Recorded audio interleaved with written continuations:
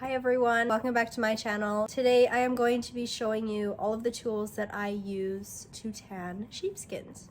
I started tanning my own sheepskins in the summer of 2022. That previous spring we had processed our first Navajo Churro lambs, and I decided that I wanted to take it upon myself to learn how to process the hides myself. I was very interested in honoring the animal after death, and sheepskins I decided to give a go. I was in love with the look of them and I was just very interested in learning something new. So I set out on this new adventure and it all began there. I tan my hides traditionally, which means I tan them using the process of egg yolk and then smoke to set the tan. I hope to do some tanning with brain shortly. For now, I'm just using egg yolks because my sister has a flock of chickens and I have lots of access to the eggs. Just go to the coop and pick a few eggs and then I have enough eggs to tan, so it works really good that way.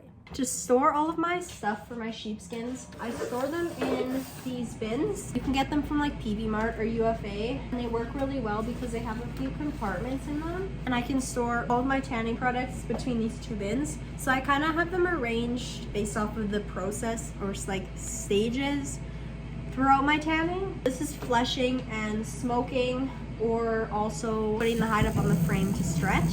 Whereas in my green bin, I have stuff for salting. I also have some stuff for fleshing, and then I have stuff for washing as well as brushing when I'm finishing them. I just have them all kind of categorized so then I know where to find certain stuff for each process. The first thing noted is you are going to want knives and scissors. These are not only good for when it comes to salting your hide, they're also really good and needed when you are framing your hide to stretch. You can cut your hide using your knife, as well as they work really good for trimming off the outer pieces of your hide. After you have stretched it and final washed it, you of course don't want the holes that you had cut. When you stretch your hide, you have scissors. They work really good on the dry hide to cut it. If your skin is still wet, then you can use your knives. The first step in processing your hides is to flesh. So you're going to need some fleshing tools. You can use fleshing blade or fleshing knife. I love this. You can buy this online. I got mine from Aurora Blue Farm. Her husband was making them and he does a wonderful job. I have had this for like 3 years. I need a new one so bad because I have used it so much that the metal has bent and it is rusty from being outside, and there's lanolin all over the handle. It's so greasy and gross. This one works a lot better if your hide is not super wet. This works really well on your really wet hide. The actual blade on it isn't really sharp, so it doesn't do a really great job like shoving everything off, which is why I prefer this, as this is sharp and it cuts through. Both of these work really good. So you are going to need one of these to get the job done, or both, so you can choose to go back and forth between whichever. Next step is washing your hides. You are going to make sure you want soap. I use Dawn dish soap. You could also use like Power Scour, the stuff that you use when washing your wool. Dawn dish soap works really good because it removes the blood and the dirt and all the grossness from it. And it also helps with removing your lanolin with the addition of the hot water. With the soap, when you are washing, you're going to either want to have access to your bathtub or a Rubbermaid container to wash your hide in. I do not have a Rubbermaid container out here, but for the process, you're going to want your soap and a container or a bathtub to wash your hide in. After you have washed your hide goes up on the frame, and then we move on to stretching. Stretching, you will need some tools for this. This is a long-handled dry scraper. It's not technically meant for this, but I found it does work really good.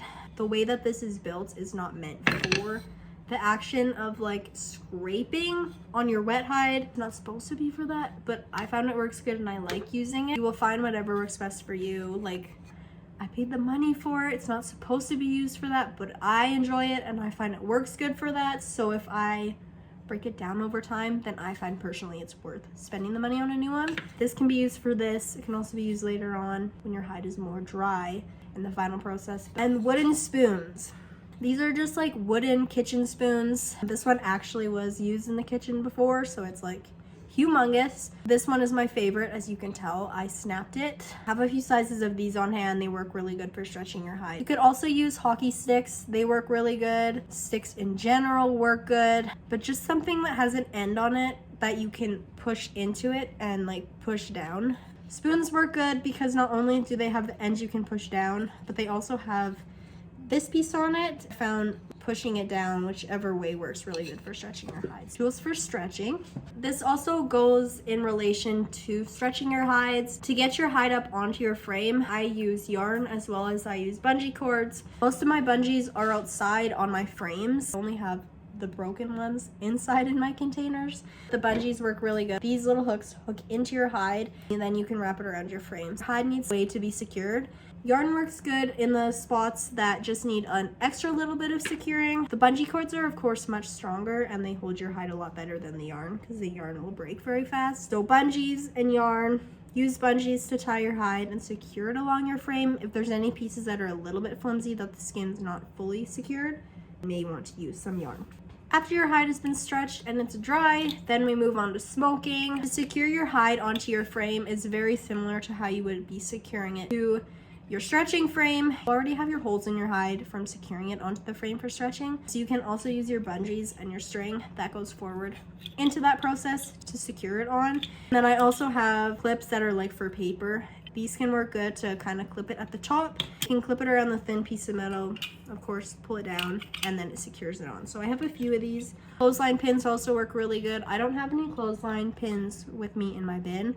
Clips, clothesline pins work really good in addition to also securing your hide on the frame. For smoking with your yarn.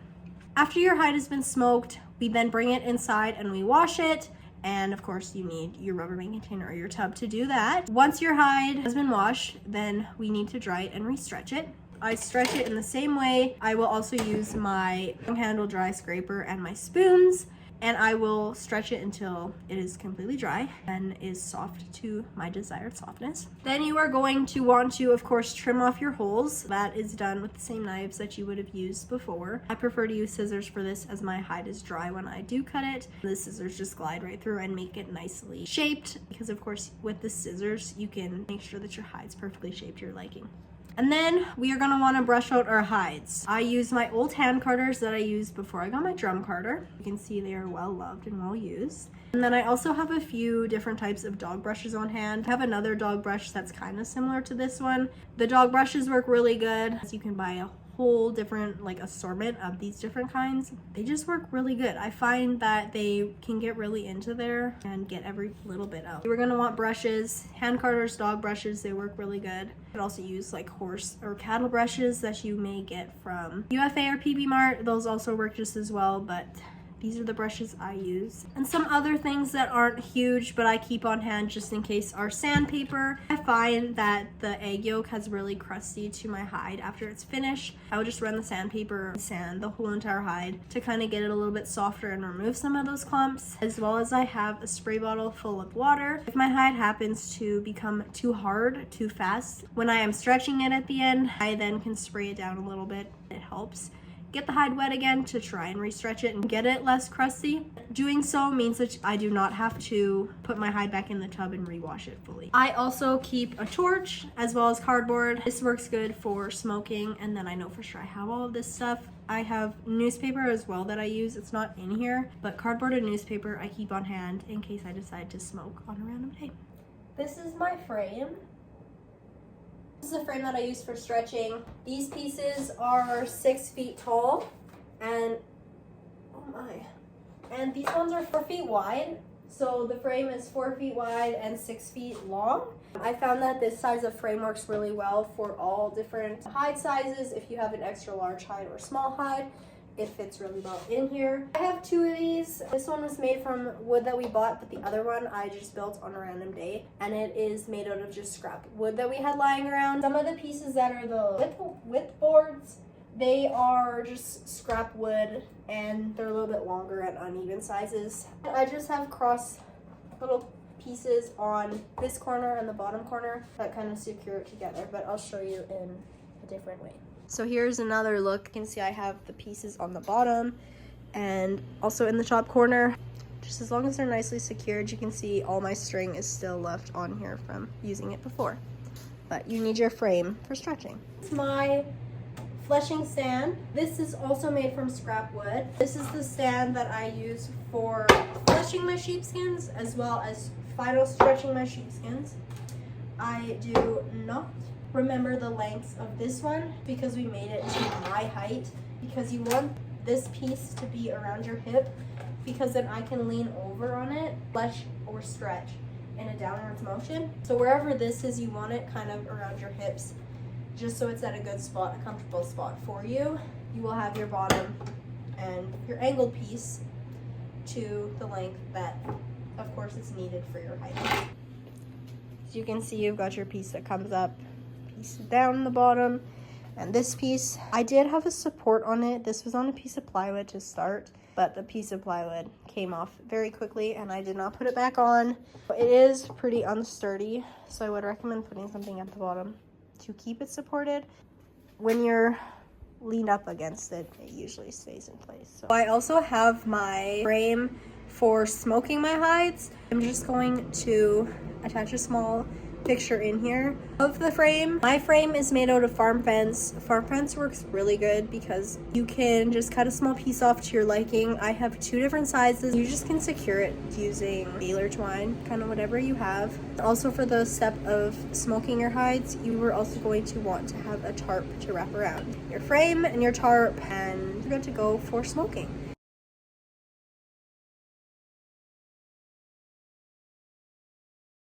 Thanks for watching, guys. I hope you enjoyed this video. If you have any questions in regards to the tools I use or my process of tanning, please feel free to leave them in the comments and I will try and get back to you as soon as I can. If you like this video, make sure to like and subscribe. And also find me on all social medias at Prairie Shepherdess. I hope you guys have a great rest of your day.